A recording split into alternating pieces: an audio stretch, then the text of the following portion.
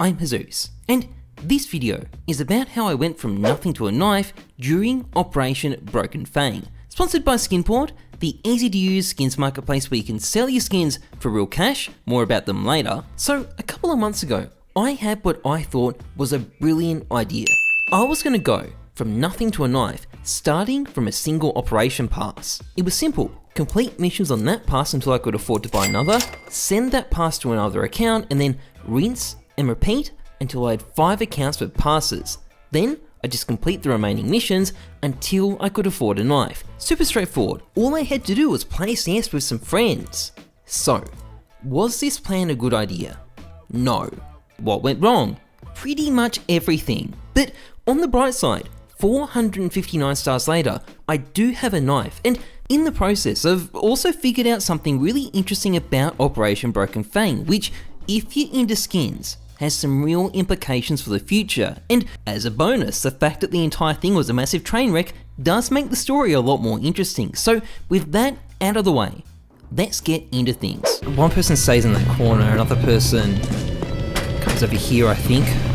Corners for cowards, buddy. So during the course of this project, I don't know what else to call it, I ended up doing about 200 missions. The only goal was to get the stars as quickly as possible, and you can do that pretty quickly if you really try. For example, you might know of a guy called Propinator. He's Zipple's personal slave. Wait, is that legal?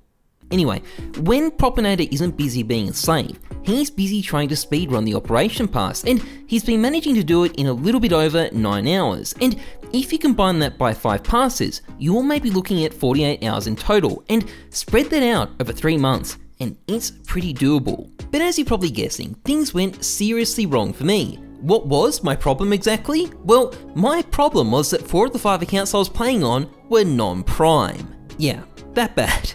Now, at this point, you're probably thinking this means cheaters are going to be a massive problem. And you'd be correct.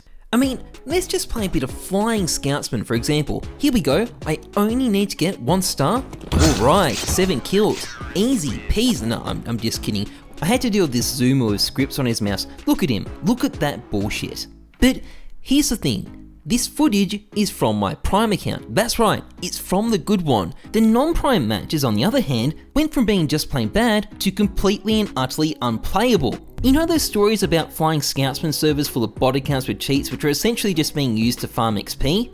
Yeah, that's what I came across whenever I tried playing Flying Scoutsman in non-Prime. Garbage like this. And you might be thinking, well, no big deal, just disconnect, join another server. But here's where an even bigger problem started, because there weren't any other servers. Australia does not have a big CSGO community, and if you're playing non-prime, well, suddenly, that community is even smaller. In fact, it's so small, there's only 1 Flying Scoutsman server active at a time, which just happens to be full of bot accounts using cheats. But Flying Scoutsman was only the tip of the iceberg. The real problem was with some of the more common missions. For example, there was a lot of deathmatch missions in this operation, and they look pretty easy on paper. 40 headshots on train? How hard could that be? Well, fucking impossible as it happens, because most of the time, there isn't going to be a deathmatch server running train if you try and play non-prime in Australia, so you're dumped in this empty match full of bots. Now, that may sound good. I mean, they're just bots, easy headshots, right? Except, if no one else joins the match before it finishes, you don't get to keep the progress towards the mission. It's a complete waste of time, and it caused me constant issues when I was trying to complete these passes. Now, there is a pretty easy solution to this problem. Just get a friend to join you in the match. All they have to do is be there and you can actually complete the mission. And even better, they can also help you complete certain missions more quickly too. Need to get utility damage and retakes? Not a problem. Get your friend to join the other team and just go stand in your molly. But this does only work when you've got someone willing and able to waste their afternoon helping you. And given people have, lives, sometimes finding people to do that can be a bit difficult. Now, I still enjoyed doing some of these missions. One thing I got to do, for example, was play Guardian with a lot of different people in the community. Nate King was kind enough to come and carry me through one of the missions, and I also got to play with Top Gun, who actually did some live commentary to my gameplay. He's close, and I flash myself, and this is your time to shine. Here we go. Finds one.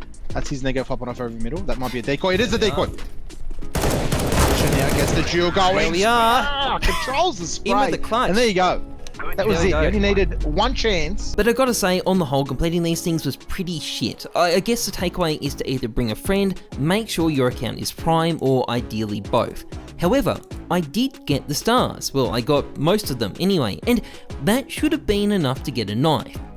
Well, it should have been, except I f***ed it up. Like, come over here, come over. We're gonna see something cool. Come over here. Look at this. Come here. Come here. Look at this. N ATM. Watch it. Holy shit, okay, I just learned something.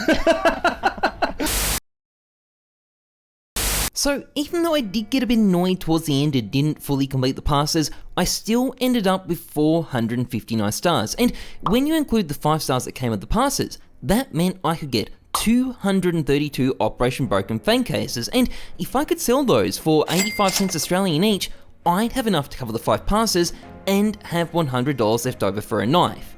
But that assumes things went well. They didn't. So basically my business model was to transfer all the Operation Broken Fang cases I got over to Super Best Friend, which was essentially acting as my main account. And when I started out, I could sell the cases I got for $1.05 after tax. Now, I expected this to gradually decrease during the operation, but I had a hunch it wouldn't decrease much, and for a little bit, it looked like I was right about that. But then at the end of January, the price just plummeted. I still don't know what caused this exactly. It looked at the time like pretty much every case got hit, but this new price was a bit of a problem for my plans because it was way too low, and I was pretty terrified it might be about to drop even further and ruin my chances even more. And worst of all, at this point I only had 3 passes active, so in a mad panic I completed every possible mission I could, got the remaining passes, and then began trying to make sure each set of missions were done each week ASAP, and that all the cases were immediately sold on the Steam market on that account. Now, once I'd done that, I started buying up skins I was going to be transferring over instead. Luckily, case prices stabilized in the meantime, but I was taking no chances. I bought up a heap of skins and I started getting ready to transfer them over to Super Best Friend.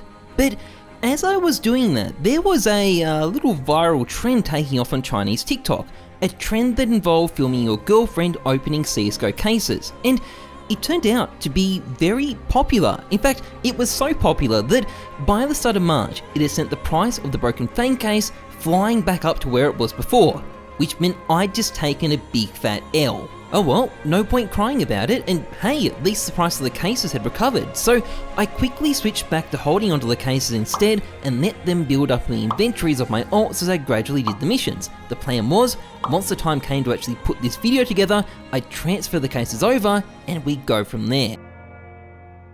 This plan also backfired.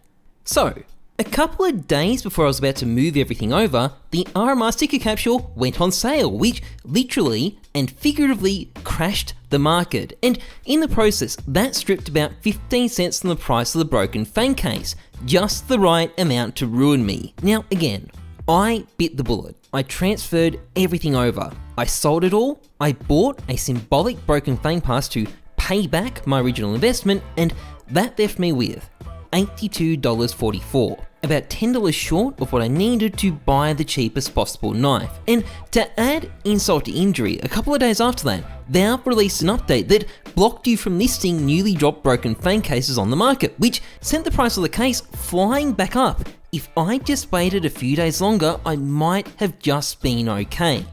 But I didn't. And that brings me to the final part of this video. Do you need help? Yeah, I'm dead. Oh no. So, after about 3 months of working on this video, I had a pretty serious problem. And it wasn't that I didn't have enough to get a knife, I did. There were 41 stars left I could get, and even though there was going to be 1 left over on each pass, I still could have gotten 16 more cases, enough to afford a knife.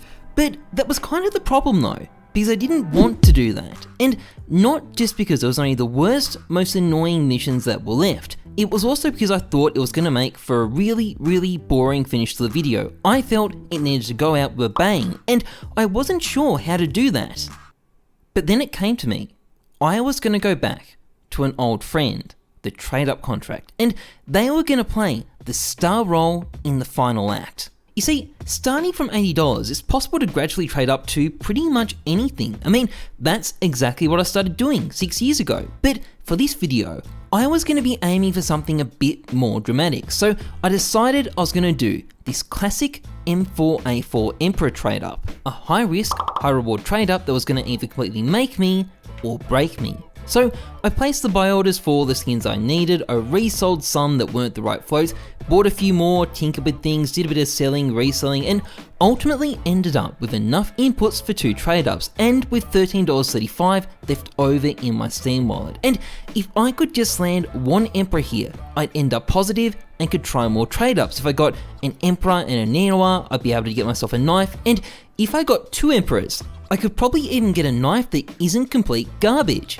But at the end of the day, it's all going to come down to my luck. Let's see how much of it I have. Okay, this is it, the big moment. A little bit nervous. Okay, here we are, first trade up. Putting the skins in, we're gonna count down from 3 when I get, okay. 3, 2, 1. All right, we're in business. That was nice and straightforward. There we are, M4A4 Emperor. Okay, took a bit of a breather for a moment, wanted to get my composure back. So let's do the next trade up. Why am I bothering with that? Okay, let's put them in.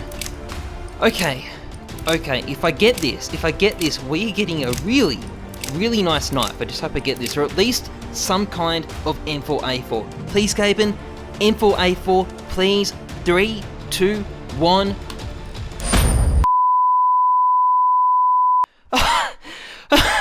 We did it! 2 in a row! 2 in a row! Look at that! There we go! 2 M4A4 Emperors. Okay, yeah, my luck was pretty good. That only had a 9% chance of happening. Now, you may have heard me say really nice knife in that clip. That was definitely an exaggeration in the heat of the moment. So I was able to sell both the Emperors for a really good price really quickly. This left me with $147.95, and I was able to use that to buy this Huntsman knife Urban Mast. That was it. It was done. It was over. I had just gone from nothing to a knife. And sure, it isn't the best knife in the world, but it's not the worst either. And hey, the important thing at the end of the day is that I got this from nothing, right?